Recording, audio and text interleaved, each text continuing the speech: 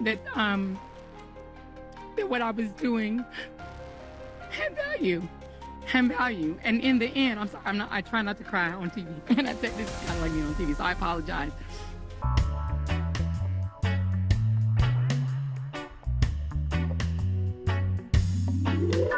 What's going on, YouTube? It's your host, Bruce GNT, back with another video. And this one might get me into trouble because I noticed something. When I did that video on Jasmine Crockett and I just told you my purest opinions and gave you how I felt, people were so mad. They were so mad that I talked about a black woman in a negative way. I'm not part of the culture. You know, I'm tap dancing, all these other type of negative things. So they're not going to like this one. We're talking about Joy Reid. And she just got kicked out of MSNBC. They fired her. And a little bit before I go jump into this and then give my opinions all throughout, I'm apathetic about it. I don't really care. I don't want anyone to ever lose their job. I've said this many different times. I don't want someone to not have money and not be able to provide for themselves. I will never be down for that.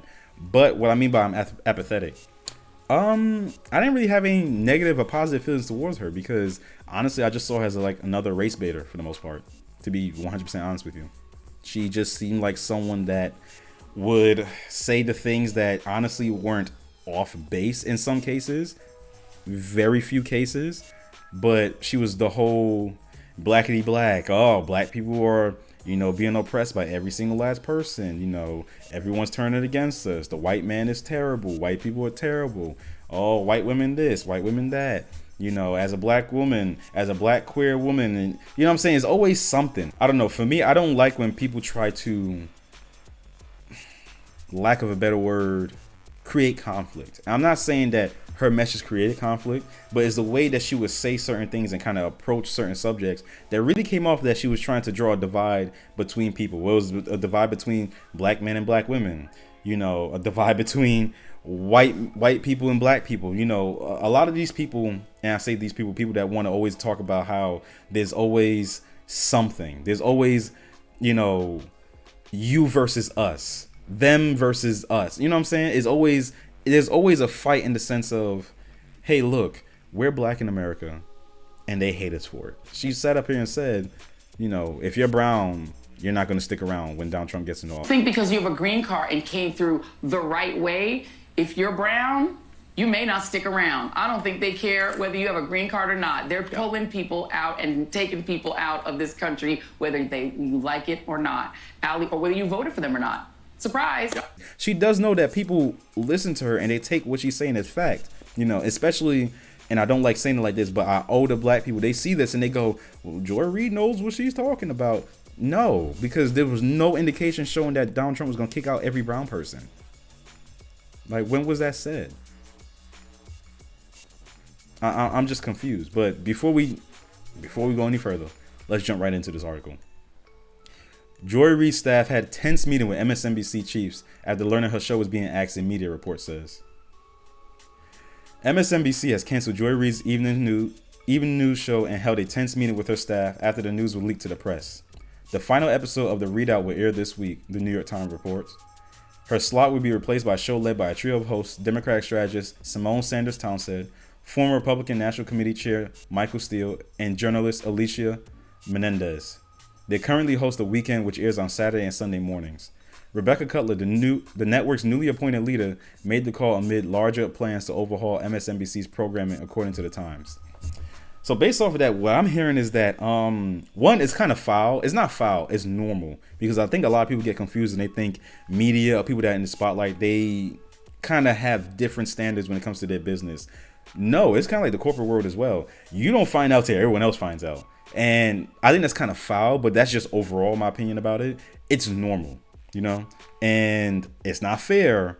And that must have sucked because I heard about this yesterday and I can only imagine they went through the same thing they thinking, oh yeah, we're gonna go to work, we got things to take care of, my bills are paid, scrolling on your phone. Canceled.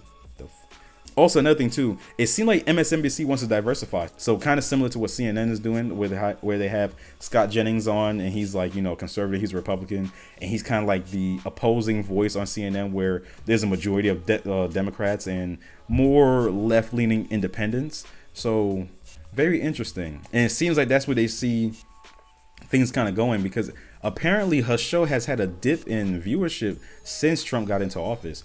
Whether or not it's because people are just hearing what she has to say and it's become overwhelmingly negative, especially towards, you know, just white people or non-black people.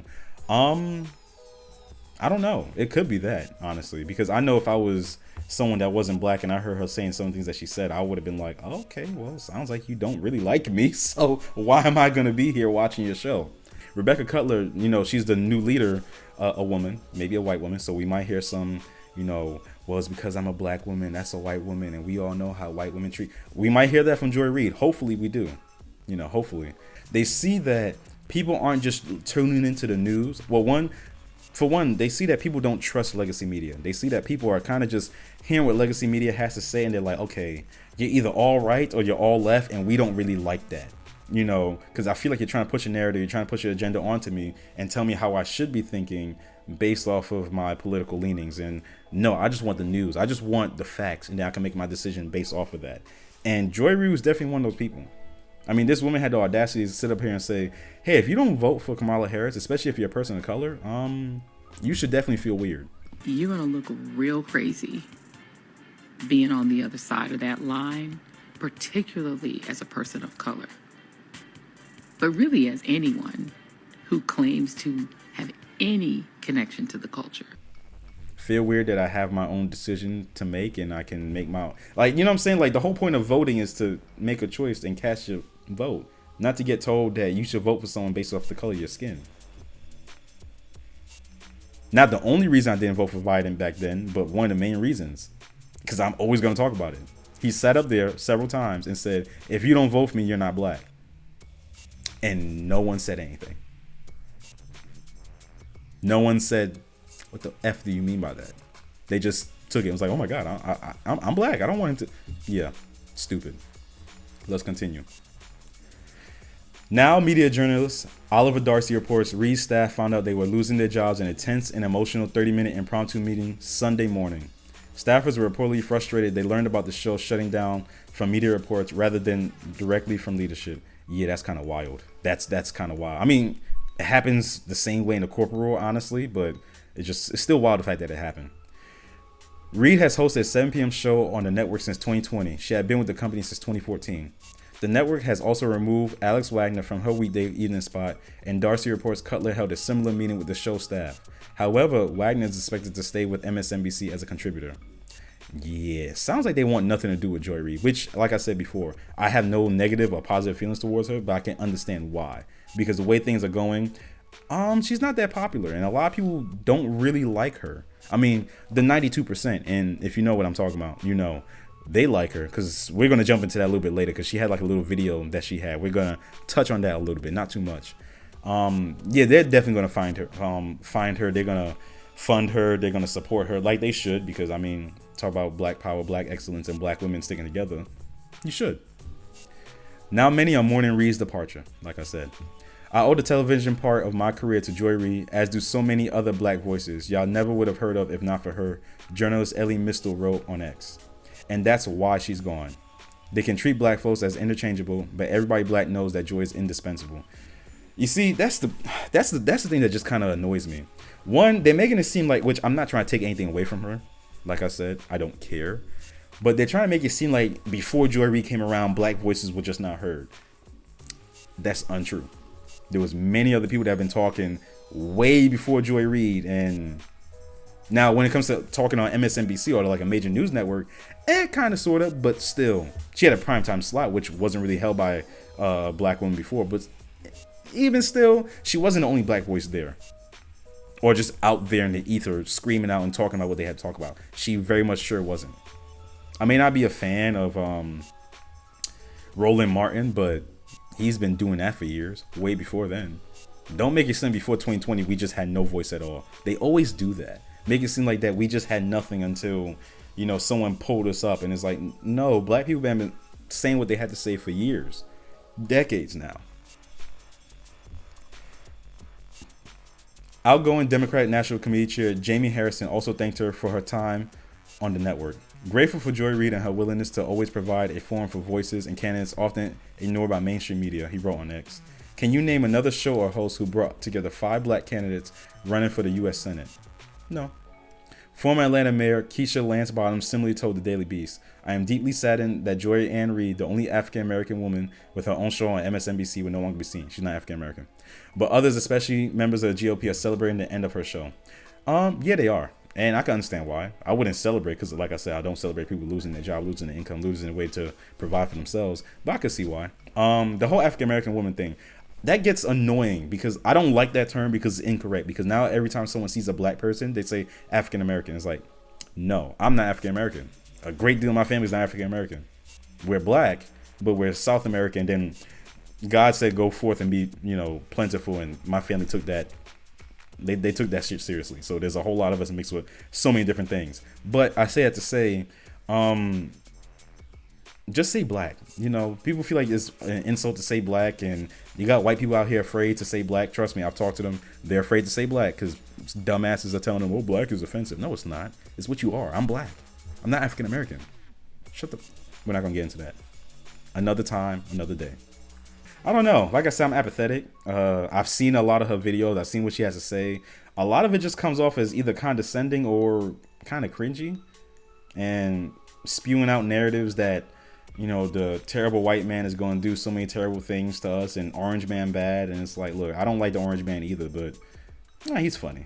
But I'm not going to sit up here and say, oh, if you're brown, you're not going to stick around, or he's going to do all these different things. And it's like, okay, well, the proof isn't showing that. But all right. What I do want to do is I want to jump into what she kind of had not uploaded, but I kind of found a video where she was talking about the ending of her show. She cried a little bit. My show had value, and that that what I was doing had value.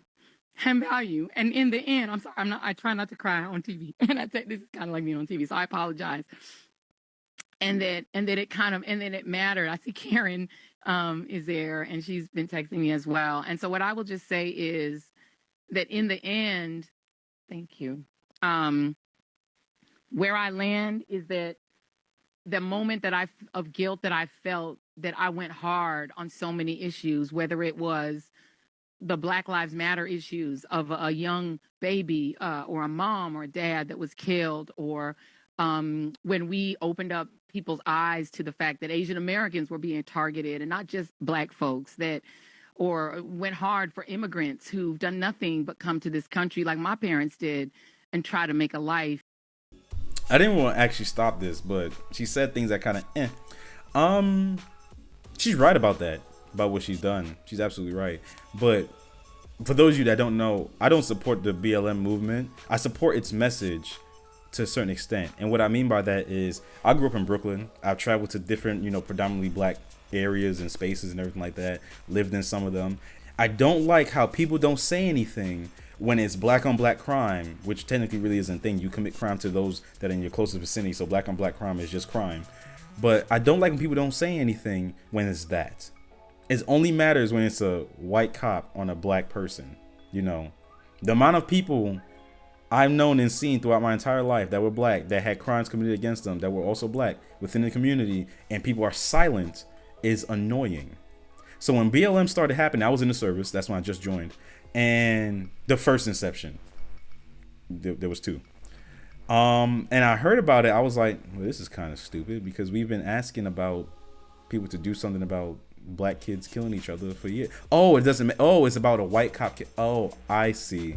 That's what matters. No one cares what's going on in the hood when it's all of us killing each other. But when someone else does it, that's when it's the issue. That's when it's racist. People like her don't pay attention to stuff like that. They don't go down to Brooklyn, to the Bronx, to Harlem. They don't go down to Chicago. They don't go down to certain parts of Detroit, Oakland, where they are lighting cities up in their own neighborhoods, destroying it. They don't care about it then. But let it be a white cop or a white person, that's when it's an issue. That was my main take on it, and that's why I felt so strongly about it, because it just sounded so stupid that now we stand up and have something to say when we've been killing each other for years now at this point. And yet the amount of outrage towards that was minimal. But Another thing too, she talked about her parents, how they came to this country, you know, yet again leading to the fact she's not African American, but how they came to this country. Yeah, did they do it illegally? You know what I'm saying? No one cares that people are coming here to this country. You can't do it illegally. You can't just skip the line, and that's not how that works. People put blood, sweat, and tears to come over here and do it the right way, and then waited years to get over here. I have family members that are going through the process right now. But anyway, I'm gonna let her cook or easy bake.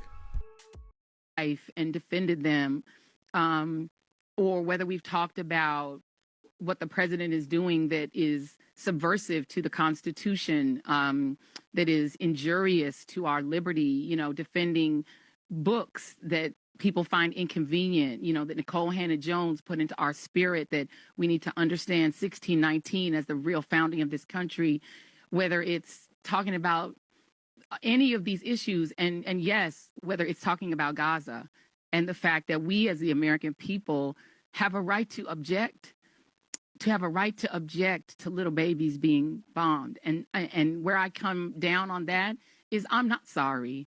I am not sorry that I stood up for those things, because those things are of God.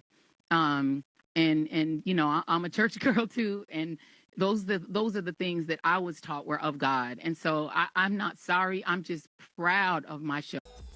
So I'm not like a religious person in the sense of I'm going to throw, you know, Bible verses at you and tell you what you should do and what's holy and everything like that. I'm not going to do that because I don't practice the word. I think it's hypocritical of me to spew out things that I do not have at least a 98% understanding of. That's my opinion just about everything, especially when it comes to religion. But one of the few things I know that, you know, she stands for and she's with is abortion, and God isn't for that. You know, and like I said, I'm not trying to defend it because I'm pro whatever the hell you want to do, as long as it doesn't concern me. Because like I said, I'm out here being safe, not like these other bumpkins out here tapping it and not rapping it. That's not me. So don't matter to me what you decide to do with your body. Do what you want to do. Incur the consequences, positive or negative, whatever they may be. But a lot of what she says isn't really in line with God. I don't like when people say that about God. Like, and that's why I don't pretend to be religious, because I know I'm not living true to the word. So I'm not going to say, well, you know, I'm a person of God. I believe in God and everything like that, and I treat people how I would want to be treated, with dignity and respect. But I will never say something like that because I know I don't follow the word, not dutifully as I should. And I don't like when people do that a lot, especially black people. And they say it, or, oh, it was within God's will, but then you're doing stuff like, you know, you're lying, you're cheating, you're having premarital sex, all these different things that in the book says you're not supposed to do, unless I'm forgetting something, you know, random tangent, sorry. But a lot of what she said honestly isn't off, because I'm for the whole Gaza thing as well. Like I've said before, we should just mind our goddamn business, leave it, and then let them figure it the hell out. I don't care, and that might be heartless to say, but I truly don't. I'm worried about fixing our own backyard before we go over to someone else's backyard, try to weed whack over what they got over there. No, we have weeds, we have dead patches of grass, and our flower beds are dying. So we need to take care of what's going on over here first, and then deal with someone else. But be that as it may, I think the whole point of her saying this is because I think she believes, and depending on what was talked about in that 30-minute impromptu meeting, she believes that she was let go because of, you know, her being a black woman and saying and speaking up and having her own voice. And that's something I'm actually interested in. Tell me in the comments down below, because I know some of you are going to have your own opinions, even though what I said wasn't even that bad compared to what I could have said. Some of you are still going to be upset. Don't care. I don't think she got let go because of her race. I don't care what anyone says until I have definitive proof. I don't think that's why she got let go. But tell me in the comments below, do you think she got let go because she was a black woman? Do you think she got let go because some of her takes are controversial and kind of detrimental to the communities that she's trying to help? Or do you just think that they're just trying to have a different vision and she's not part of it? Let me know down below. I'm interested to see like her really take off with her career, because like I said, I'm not a poster or anything like that. And this is not an echo chamber. I invite people to tell me their truest opinions. If you completely agree with everything that Joy Reid has ever said, fine. Say it down below. I don't care. It doesn't hurt my feelings. I don't want just my opinions to be out there and how I feel. Tell me exactly what you think.